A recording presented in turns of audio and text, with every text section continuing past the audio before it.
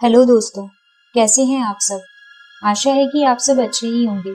आज मैं आपके लिए एक नई कहानी खूनी घर लेकर आई हूँ। कहानी पसंद आए तो मेरे चैनल को सब्सक्राइब करना और वीडियो को लाइक करना ना भूलें। साथ ही साथ अगर आप चाहते हैं कि मैं भविष्य में भी आपके लिए ऐसी ही कहानियाँ लेकर आती रहूँ तो उनकी अपडेट्स पाने के लिए बेल आइकन को भी प्रेस कर दें। तो चलिए शुरू करते हैं। घर घर करके गाड़ी बंद हो गई। सुमित ने पूछा, क्या हुआ? विनय ने चाबी निकालकर फिर से लगाई और दोबारा स्टार्ट करने लगा, पर गाड़ी स्टार्ट न हुई। पीछे बैठी निधि और दिव्या भी पूछने लगी कि क्या हुआ, अब इतनी रात को गाड़ी स्टार्ट न हुई तो क्या करेंगे। निधि ने दिव्या को कसकर पकड़ते हुए कहा, मुझे तो बहुत डर लग रहा है, मैंने पहले ही कहा था सुबह चलेंगे।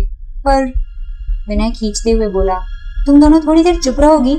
जबकि सुमित ने कहा, परेशान क्यों हो रहे हो यार, तुम सब इस रात के भी मजे ले लो। विनय, सुमित, दिव्या, निधि चारों दोस्त हैं और एक ही क्लास में पढ़ते हैं। आज विनय का जन्मदिन था, इसलिए चारों शहर से बाहर पार्टी करने के लिए गए थे और लौटते समय देर हो गई थी। घर वाले नाराज न हो इसलिए वह वापस चल पड़े, पर बीच ही रास्ते में गाड़ी खराब हो गई।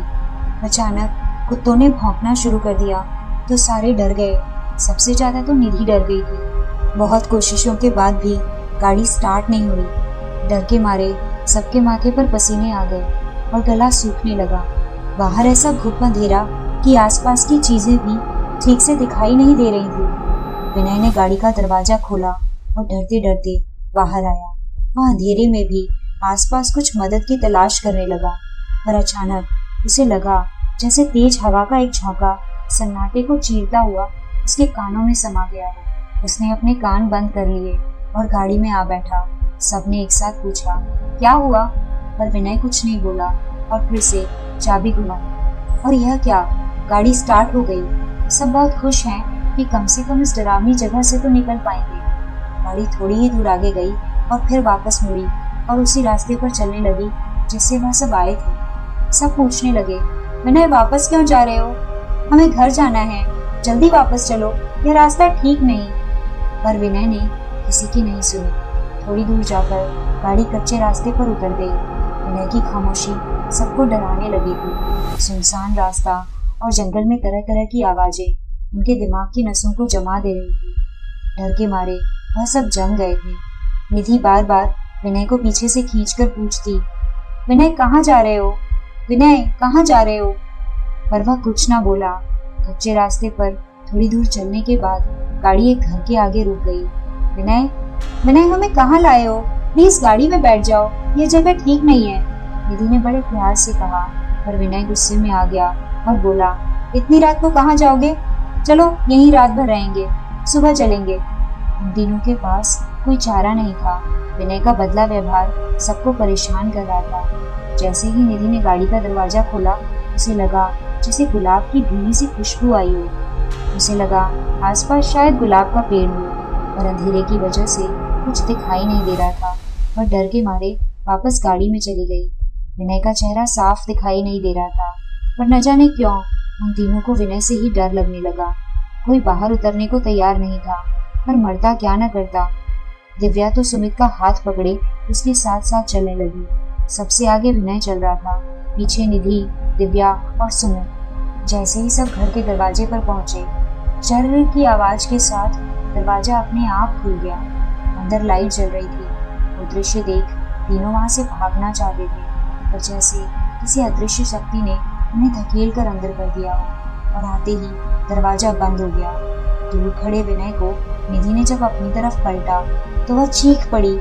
कुछ देर तक उसके गले से आवाज नहीं निकली। उसके कानों में साएं साएं की आवाज बजने लगी और लाइट भी अचानक जलने बुझने लगी। दिव्या और सुमित का तो और भी बुरा हाल हुआ। वह बाहर की तरफ भागना चाहते थे, लेकिन दरवाजा बंद हो गया था। अब विनय की भारी भरकम आवाज गूंजी, कहाँ जाओगे? तुम सब नहीं बचोगे। विनय का पूरा चेहरा कुचला हुआ था और खून से लथपथ था, मानो अभी अभी किसी ने उसे बहुत बुरी तरह मारा हो। उसकी आवाज भी बदल गई थी। निधि ने रोते हुए पूछा, तुम कौन हो?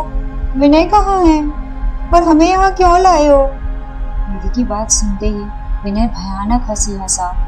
तुम मुझे जो समझ रही हो मैं वह नहीं हूँ, मैं तो राजू हूँ, जिसे एक जल्लाद और पत्थर दिल लड़की ने 5 साल पहले यहीं इसी जगह बेरहमी से मरवा दिया था। अब निधि चौंकी। राजू? हाँ राजू। किसी ने तुम्हें बताया नहीं? यह घर मेरा है। इस बार तीनों बोले, हमें जाने दो राजू, हमें नहीं पता था कि यह घर तुम्हारा है, और प्लीज हमारे दोस्त विनय को छोड़ दो, हम अब कभी यहाँ नहीं आएंगे। राजू की आत्मा जोर से चीखी, नहीं, अब तुम लोग नहीं जाओगे, इन दोनों को मरना होगा। निधि बोली, प्लीज विनय को छोड़ दो, देखो कितनी चोट लगी है, उसके बिना मैं नहीं रह सकती, प्यार है वो मेरा। इतने में राजू की आत्मा ने निधि को एक जोर का थप्पड़ मारा और वह दूर जा गिरी। प्यार? तुम लड़कियों को बहुत अच्छे से जानता हूँ, रात दिन घूमना, लड़कों को प्यार के जाल में फंसाकर उनसे पैसे ऐंठना, अय्यासी करना, कहीं प्यार होता है तुम लोगों के लिए? ऐसा कहकर वह जोर से चिल्लाया और बोला, यही वह जगह है जहाँ मैंने उसके कदमों में गिरकर अपने प्यार की भीख मांगी थी, पर उसने मेरी चाहत का मजाक उड़ाया, यह कहकर कि तुम्हारी औकात नहीं मुझे प्यार करने की। मैंने क्या क्या नहीं किया उसके लिए, पर उसे तो प्यार नहीं, दौलत चाहिए थी जो मेरे पास नहीं थी। उसकी असलियत जानकर मैंने भी गुस्से में आकर उससे कहा कि मैं तुम्हारी सच्चाई सबको बता दूंगा। इससे वह गुस्से में लाल पीली हो गई और अपने पालतू गुंडों से उसने मुझे इसी जगह पर पीट पीट कर मरवा दिया, और उसने पलट कर एक बार भी वापस नहीं देखा। मेरी मौत हो चुकी थी, पर मेरी आत्मा तड़पती रही। तब से अब तक मैंने हर उस लड़की को मौत के घाट उतार दिया जो प्यार का दिखावा करती है, और अब तुम दोनों भी नहीं बचोगी। और ऐसा कहकर उसने निधि के बाल पकड़े और दीवार पर जोर से दे मारा। निधि वहीं गिर पड़ी। अब वह दिव्या की तरफ बढ़ा। वो जोर से चिल्लाई, मैंने कुछ नहीं किया, सुमित मुझे बचा लो। राजू की आत्मा ने उसे भी बालों से पकड़ लिया और घसीटने लगा। उसकी लाल लाल आंखों से खून बह रहा था, जो उसे और भी डरावना बना रहा था। उसने दिव्या का बाल छोड़कर उसकी गर्दन पकड़ ली। दिव्या की सांस घुटने लगी। सुमित उसे बचाने आया तो राजू की आत्मा ने उसे भी उठाकर जोर से दीवार की तरफ फेंक दिया, और सुमित भी गिरते ही बेहोश हो गया। दिव्या बोल नहीं पा रही थी और निधि आत्मा से जूझ रही थी। सुमित बेहोश पड़ा था। कमरे में चारों तरफ खून ही खून फैला था। राजू की आत्मा ने दिव्या और निधि को एक साथ जमीन पर पटक दिया और वहीं पर पड़े एक बड़े से पत्थर को उठाकर उन दोनों के सिर पर इतनी तेज मारा कि दोनों की सांसें वहीं टूट गई। शायद यह वही पत्थर था जिससे राजू को मारा गया था। उन दोनों के मरते ही वह बहुत तेज हंसा और बोला, सबको मार दूंगा इसी तरह, जो भी धोखा देगा उसे मार दूंगा। और इतना कहकर उसने विनय का शरीर छोड़ दिया। उसके जाते ही विनय होश में आया और चिल्लाने लगा, क्या हो गया ये? निधि, दिव्या! और वह जोर जोर से रोने लगा। दोस्तों, आपको मेरी ये कहानी कैसी लगी कमेंट सेक्शन में जरूर बताइएगा। साथ ही साथ अगर कहानी पसंद आई हो तो उसे जितना हो सके उतना शेयर कीजिएगा, ताकि आपके साथ साथ और लोग भी इस कहानी का मजा ले सकें।